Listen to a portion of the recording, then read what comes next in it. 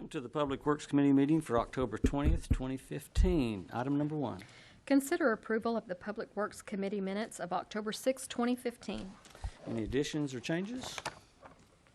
Move for approval. Second. Have a motion and a second. Any discussion? Roll call. Deputy Mayor James Scully. Yes. Janie Boydston. Yes. Marlon Coleman. Yes. Wayne Johnson. Yes. Leanne Langston. Yes. Derek Reed. Yes. Dan Hall. Yes. And the motion carries. Item number 2. Consider approval of receiving donated funds for the month of September 2015 in the amount of $280 for the city's animal shelter sponsorship program as per the attached list, or take other necessary action. Mr. Farmer. Good afternoon. This is the month of September's donated funds for the City Animal Shelter sponsorship in the amount of $280, and I recommend we accept the donated funds. Thank you, sir. Move for approval.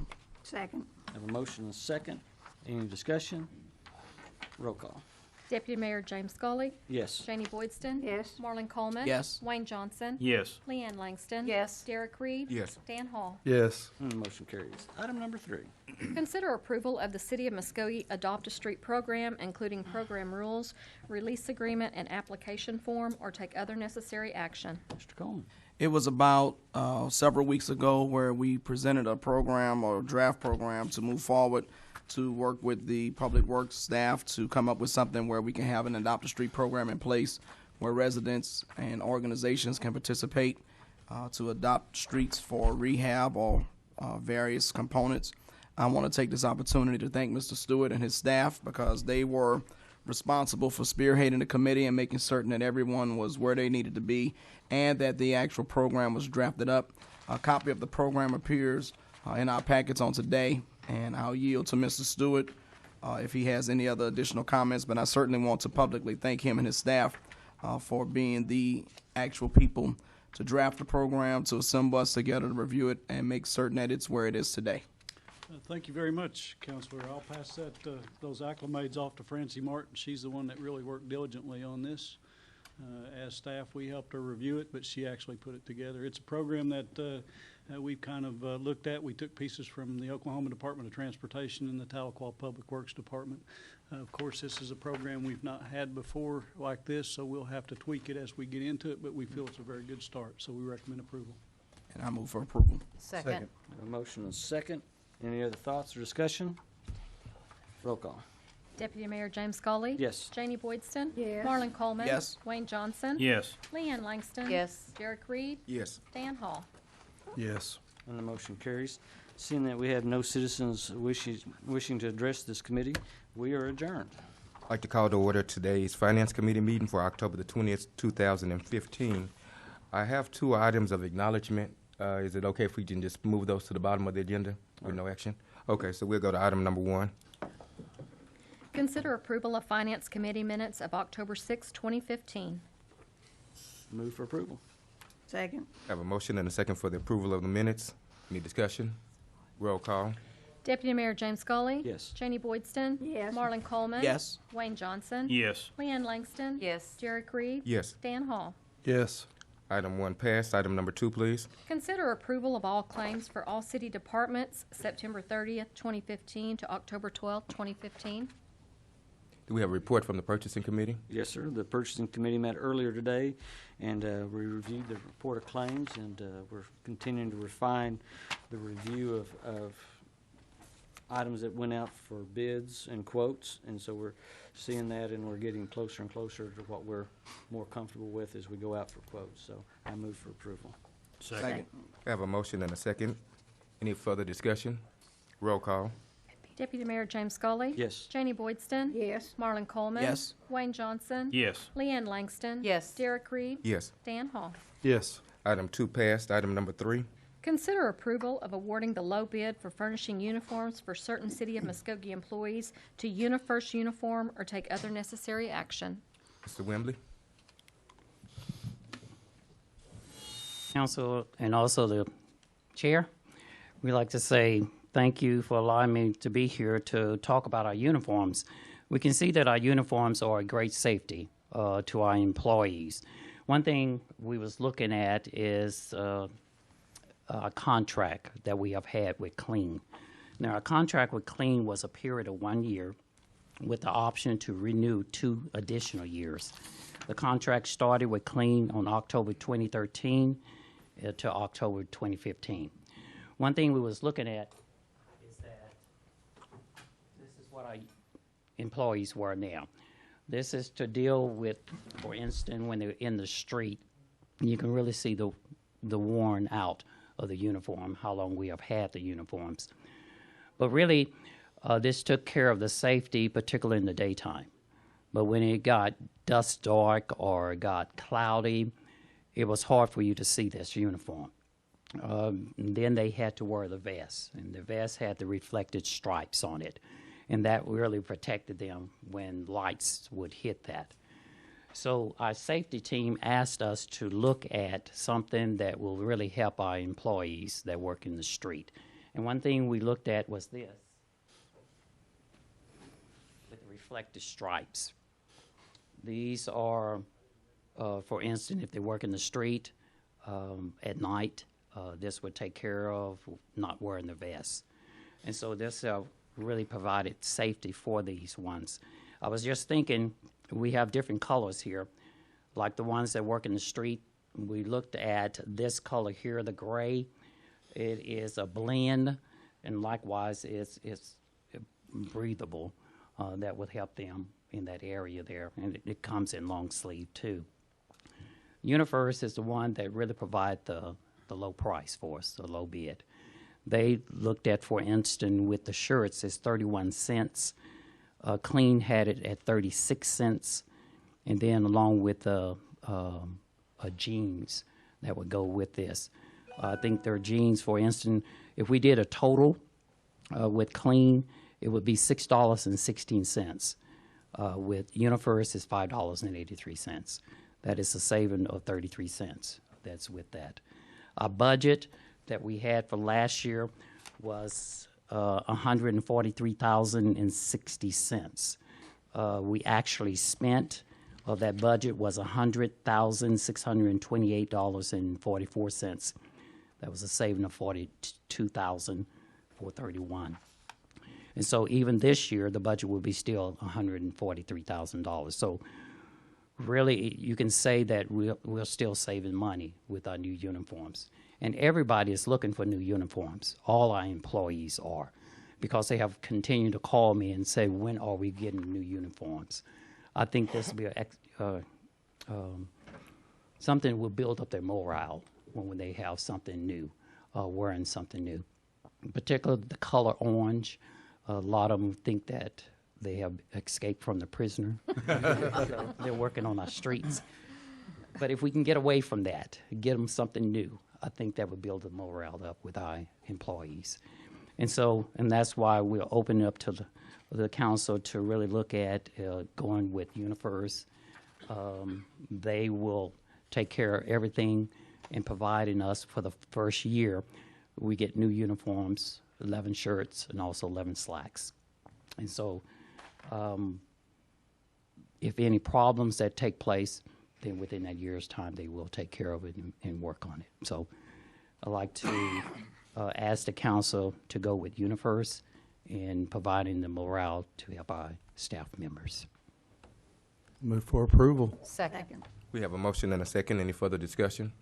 I would like to say I really appreciate Donnie and the purchasing department, the work that they've done on this. We had a lot of questions from anywhere from 100% polyester on the shirts to how hot that is, to making, asking them to look at, a blend, to stripes on the shirts. I mean, there was a lot of questions the purchasing committee had, and they've done their work on this to really make the best, not from as much a price perspective as it was to matching the needs of the employees, but yet bringing back the best price too. So I really want to say they've done a great job on this, and we really appreciate the diligence of bringing back the best product to the city council and meeting the employees' needs. And I think this will be a great stimulus because one, this has been a need in the city for quite some time, and we will not only be able to provide new uniforms to our employees, but also provide better daylight safety and better nighttime safety to our employees. So thank you. Good job. All right, we have a motion and a second. Any other discussion? Roll call, please. Deputy Mayor James Scully. Yes. Janie Boydston. Yes. Marlon Coleman. Yes. Wayne Johnson. Yes. Leanne Langston. Yes. Derek Reed. Yes. Dan Hall. Yes. Item 3 passed. Item number 4. Consider approval of a resolution giving notice to Secretary of the Muskogee County Election Board and calling a city general election for Tuesday, the 9th of February, 2016, and a runoff election in the event respective candidates for the offices of mayor and council members do not receive a majority vote, and said runoff election to be held for Tuesday, the 1st of March, 2016, establishing an adjusted filing, withdrawal, and contest periods, closing the 45th and 40th voting precincts, and establishing all the same pursuant to the charter of the City of Muskogee and the revised state election laws, or take other necessary action. Mr. Tucker? Mr. Chairman, members of the committee, well, it's that time again for us to call for the election for 4 members of the council, 1 from each ward, and the mayor. Additionally, we will have another vacancy for Ward 1, which is to fill the unexpired term of David Jones. As you recall, the council appointed Councilwoman Boydston to fill in that slot until the next regular election. And so that is the time. Our charter sets the election date in the first Tuesday in January. However, based upon some recently adopted state election laws, since we do our elections through the county, they are only required to hold elections in certain months other than January, unless, of course, it's for a question. But since this is a election for officials, the closest date was February 9th, 2016.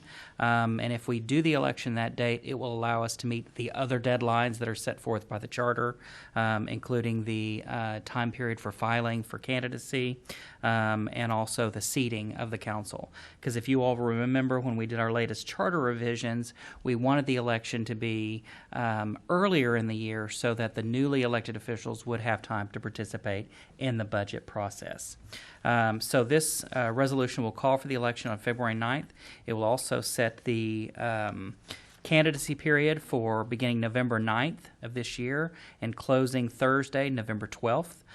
Normally we only have a 3-day period, but unfortunately that always falls in the middle of Veterans Day, which is November 11th. So that's why we're calling this an adjusted filing period, because we extended it out a day. Additionally, the notice to withdraw of any candidacy will be the following Monday, November 16th.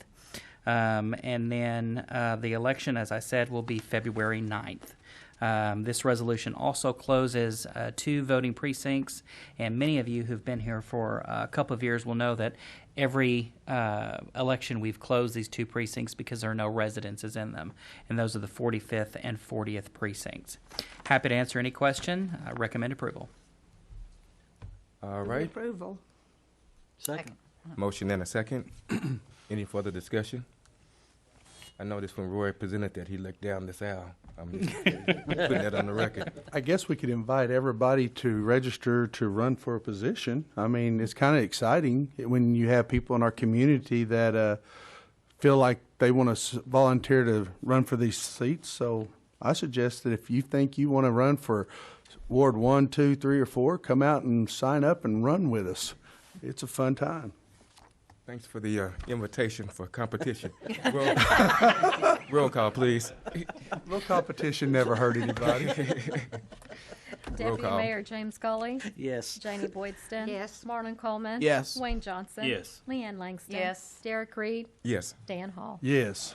All right, that item passed, and so, Deputy Mayor, we'll yield back to the first 2 items of presentations. Very good. If you'll join me down front, I'm going to let Roy do a little background, if you don't mind, Roy. I think you worked with Absolutely. Kelly very, very hard.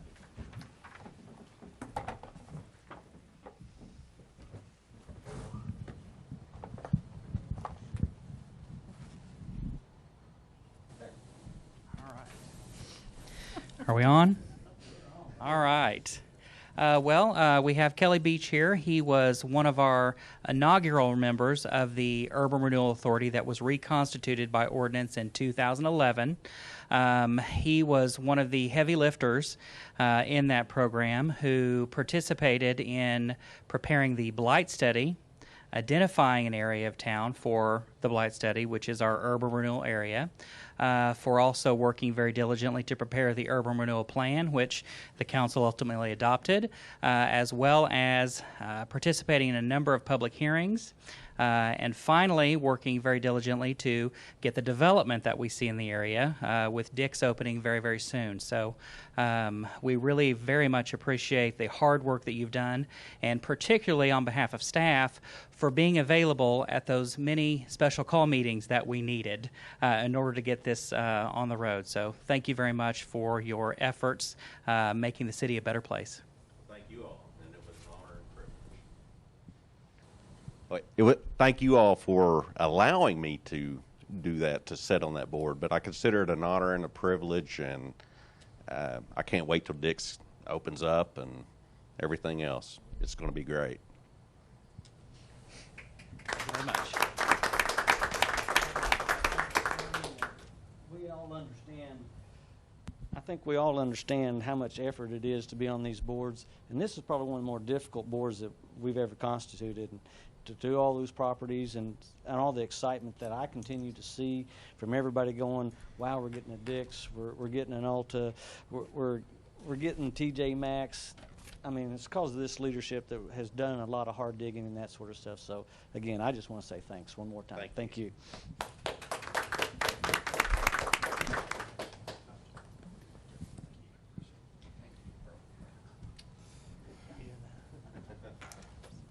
Well, we're just going to bring him up.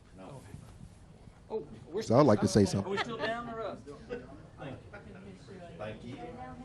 No, I think we're getting We're getting to the some artwork presentation now. here. Guys, I just want to let you know also that we have some other boards.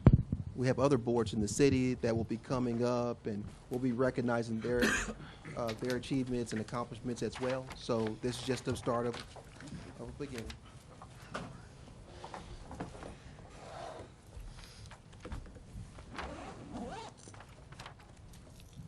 Okay, Deputy Mayor, the next item. Let's see, we are supposed to be accepting an original art piece of Bass Reeves from artist Duron Lewis. And City Manager, I think this was... Yes, yeah, thank you, Mr. Chair, members of the committee. Mr. Duron Lewis is an artist from the city of Enid who has done work for the city of Enid. He's an artist. He contacted me by phone, and I've also received telephone call from the city manager at City of Enid and said he had done some work for them. But he's here to present an art piece to us, free of charge, of Bass Reeves. And I saw it fitting to have him come before the city council and just really talk about, what he does and to provide us with the art piece.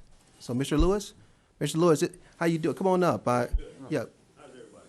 We are very good. Yeah. Could you name and address for the record, if you don't mind?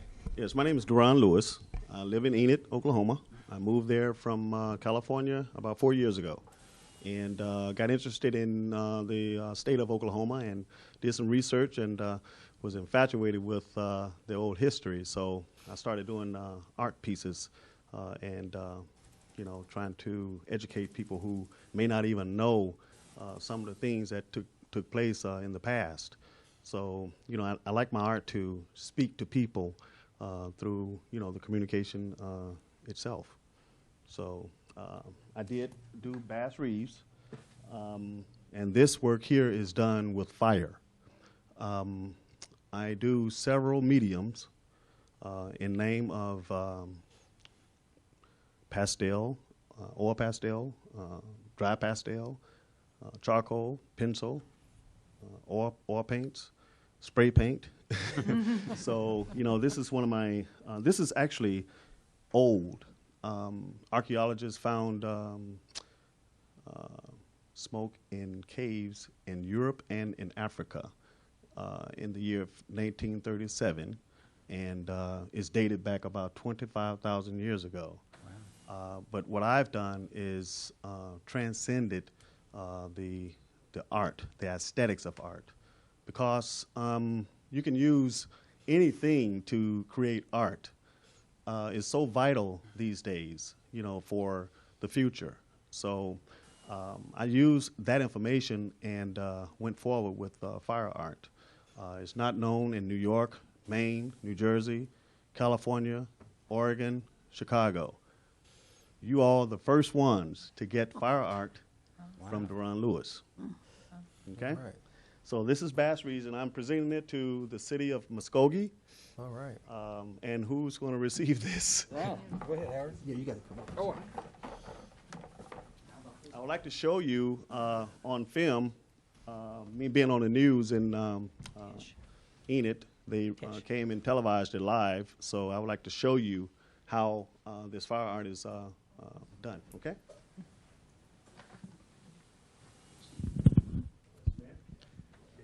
James Gully. James Gully, Mr. Mayor, that's presented to you and your city and the city manager. And it will be proudly displayed. This is awesome. So you're going to tell us how you do this? Yes, I would even show you. You can go ahead and start it. Okay. Can I pass this around then? Yes, sir. Should we do a photo op first? Yeah. Yeah. Photo Do a op. Photo op. Oh, I'm sorry.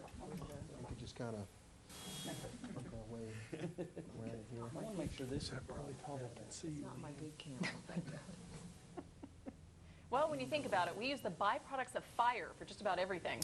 We use its light to see and the heat to cook and to keep warm, of course. But what about the smoke? Well, tonight, Galen Culver has the story of an artist in Enid who takes pure carbon to make ancient images. Check this out. His eureka moment came in wild flame, the blowtorch of an idea, a bright light in the dark. And I was wondering how could I paint with fire? Those great ideas so often flame out. Deron Lewis knew his idea would need a steadier flame to bring it to reality. Each time I do one, I take that in great consideration to take my time and try to do better and better. This former street artist learned to hold a smoky candle to cardboard canvas and let smoke and soot be his starting point. You can create so much with soot, and you know, it kind of runs like the river. You know, when you light it and you see the city just go the way it want to go. Eons ago, the first human artists used charcoal to draw images on cave walls. Lewis starts with that pure carbon, then etches it and smears it to suit his purpose. His snapshot of smoke becomes something else. The frozen billows might be a guide or a black, bland canvas. It kind of follows the billows of heat, right? Yeah, right, right. You can see the soot, you know, just floating. And it's a beautiful thing. He was a street artist once, a wizard with a spray can, but the ancient flame of inspiration carried him much farther, to discover new worlds in the darkness of combustion. It's really, truly unique and different. His blackbird is the product of fire, too far away to burn, just close enough to capture its secrets. In Enid, Galen Culver, News Channel 4. Is this a great state or what? What a cool form of art. I know Ron it Lewis really is, because I mean, it seems like you'd have an unsteady hand with that. He's mastered it. Amazing. He's going through a phase right now where his fire art has taken over much of what he does. He's planning a demonstration of his talents in Tulsa later on this month. That was awesome. These are others I brought just for you to be able to see the different types of fire art that I do. Of course, I added color. I had to figure that out. That was pretty tough.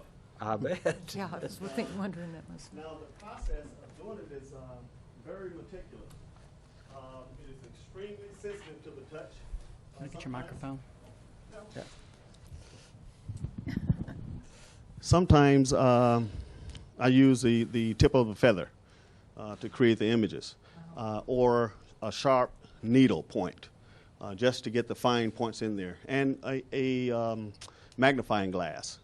So it's sort of intense to do this type of art, and I'm planning on doing the same presentation across the United States to donate a fire art piece to at least 2 cities in each state. And We are privileged then. Thank you very much. This is costly. It's coming out of my pocket.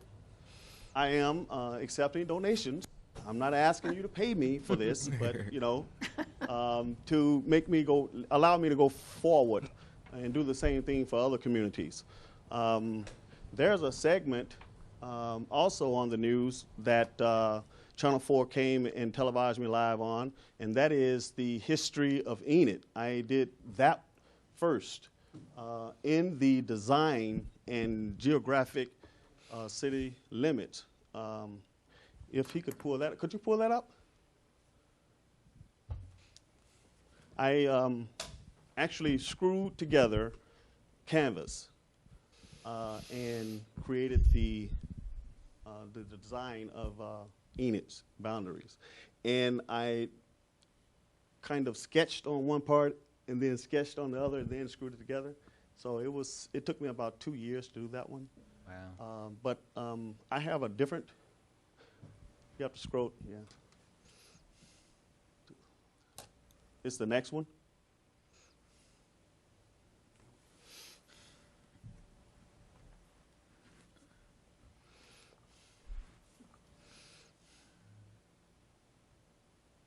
No, not that one. Could you type my name in again and put mural, Enid's mural?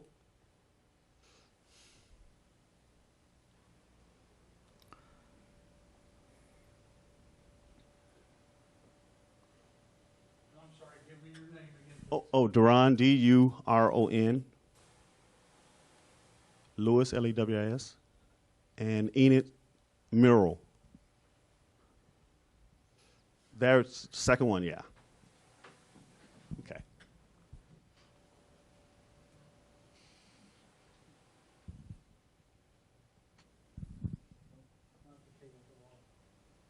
Now, this is when I first moved here from California. I just, you know, fell in love with Someone Oklahoma. who you know does one thing might have a hidden talent that they haven't shared.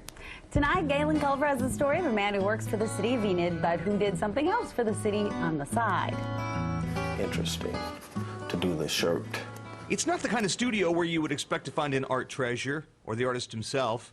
Duron Lewis is working on a portrait of Enid's mayor, Bill Shuey, for the moment, but still considering what to do with his other Enid project.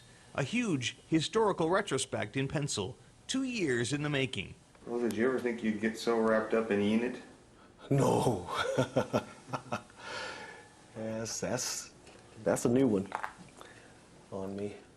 I didn't think that I was, but I like Enid. He lived in California for a while. Before that forms a list long enough to dull a pencil. Duron is a handyman, a carpenter, a guy who can fix things. He moved to Enid because he had relatives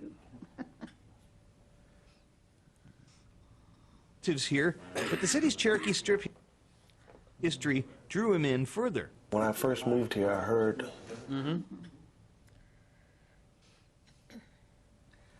someone mention the land run, and I didn't know what the land run was. I just was fascinated with the old structures of the town, and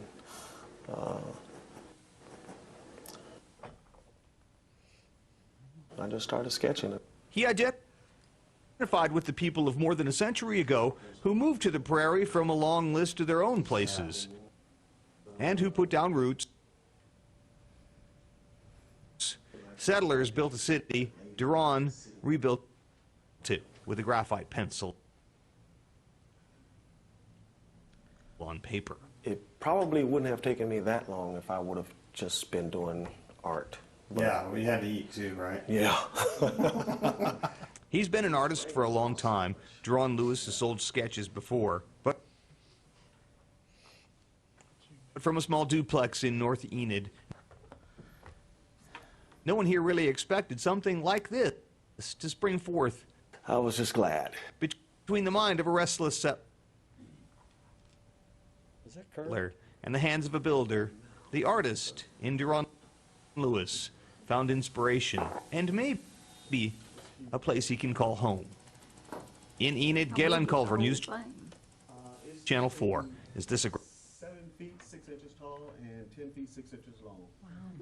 So this is huge. Where is it displayed? At the public library in Enid. And I'm working on the history of Enid's police department right now. They commissioned me to do that. Should be finished with that by the fall of next year. And hopefully I'm to do another mural over there in Tulsa, maybe sometime next year. But Muskogee took my interest over Tulsa, really. But, you know, we'll see what, you guys will come up with. I did bring a design of the boundary of Muskogee to show you how it would look. And I would like to do a 3-dimensional incorporated with a 2-dimensional design of your city's history, if that is allowable for me to do. If you commission me to do that. I would like to make it look like it's a stone type mural, and it will represent the oldness of this city. So it would have different effects. And it will be very educational. I like to dig up stuff that people who live here don't really know. So that will be more informative and educational for your residents. So, thank you. Awesome. Thank you. Well, thank you, Mr. Lewis. I appreciate it. You bet. Thank you, Mr. Lewis, for the presentation, and I'll be interfacing with you. Okay? So Thank you. Let's go look at the pictures, and we are adjourned.